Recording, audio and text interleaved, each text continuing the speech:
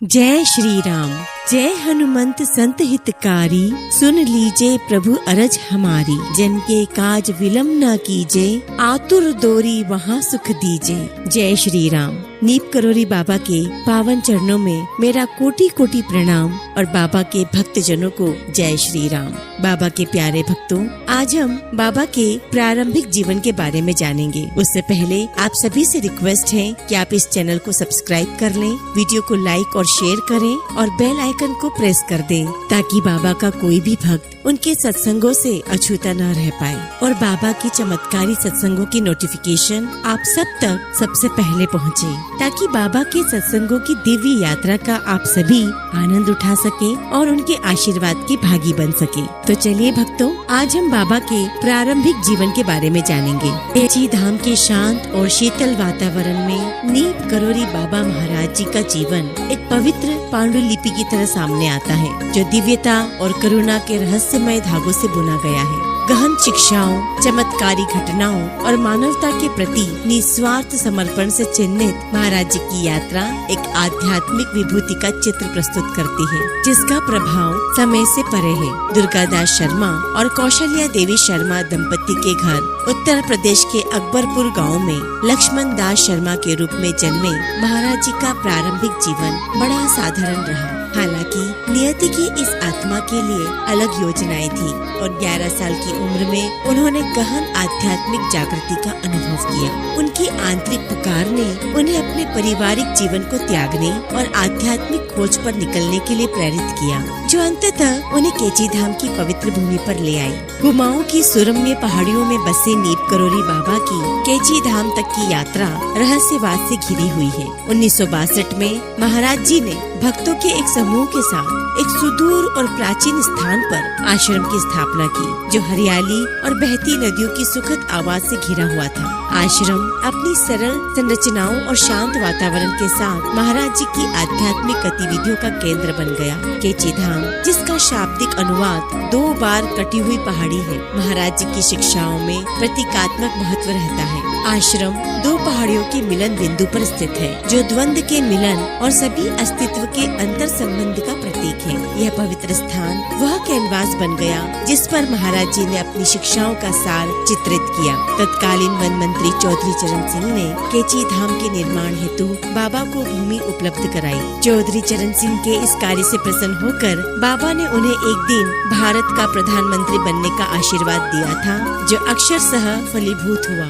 कोई भी नीप करोरी बाबा के बारे में, उनकी दिव्य उपस्थिति के अनगिनत चमत्कारों के बारे में जाने बिना बात नहीं कर सकता है। भक्त उपचार, वस्तुओं के भौतिकीकरण और यहाँ तक कि समय और स्थान को पार करने की गहन क्षमता के उदाहरणों का वर्णन करते हैं। कैची धाम का आश्रम महाराज जी के आशीर्वाद के फलस्वरूप होने वाली असाधारण घटनाओं का जीवंत प्रमाण बन गया। ऐसी ही एक घटना में महाराज जी की हथेलियों से विभूति यानी कि पवित्र राग का प्रकट होना शामिल है, जिसे कई भक्तों ने देखा है। यह पवित्र राग, जिसके बारे में माना जाता है कि इसमें उपचारात्मक गुण है, महाराज जी की दिव्य कृपा का प्रतीक बन गई। अपनी बीमारियों के लिए सांत्वना और उपचार की तलाश में दूर दूर से तीर्थ यात्री इस धन्य विभूति की एक चुटकी लेने के लिए कैची धाम में आते थे। महाराज जी की शिक्षाओं के केंद्र में एक सरल लेकिन गहरा संदेश था। हर किसी से प्यार करो, सभी की सेवा करो और भगवान को याद करो।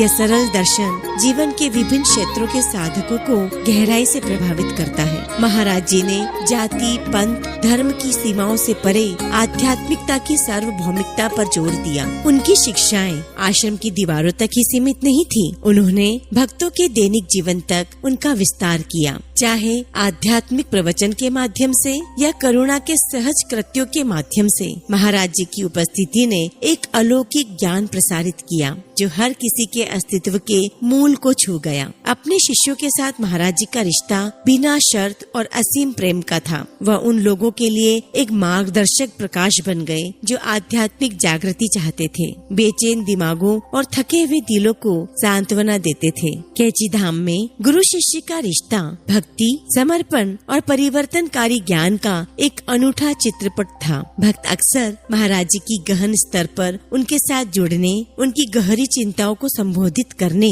और आध्यात्मिक मार्गदर्शन प्रदान करने की असाधारण क्षमता के किस्से साझा करते थे। उनकी शिक्षाएं शब्दों तक सीमित नहीं थी, वे एक जीवंत सांस लेने वाला अनुभव थे जिसने उन भाग्यशाली लोगों के दिलों पर एक अमिट छाप छोड़ी जिन्हें उनका सानिध्य प्राप्त था। केची धाम एक आध्यात्मिक तीर्थ स्थल के रूप में विकसित हुआ जिसने दुनिया भर के साधकों और भक्तों को आकर्षित किया। महाराज जी के सम्मान में आयोजित वार्षिक भंडारा एक जीवंत सभा बन गई, जहां हजारों लोग खुशी के उत्सव में भाग लेने और वातावरण में व्याप्त आध्यात्मिक ऊर्जा को आत्मसात करने के लिए एकत्र होते हैं। आश्रम की लोकप्रियता न केवल आध्यात्मिक जिज्ञासुओं के बीच बल्कि विद्वानों, वैज्ञानिकों और नीप करोरी बाबा की पहली से जुड़े विविध पृष्ठभूमि के व्यक्तियों के बीच भी बढ़ी। केची धाम संस्कृतियों का मिश्रण और महाराज जी की शिक्षाओं की सार्वभौमिकता का प्रमाण बन गया। नीप करोरी बाबा महाराज जी ने 11 सितंबर 1973 को अपना भौतिक रूप छोड़ दिया, लेकिन उनकी आध्यात्मिक उपस्थिति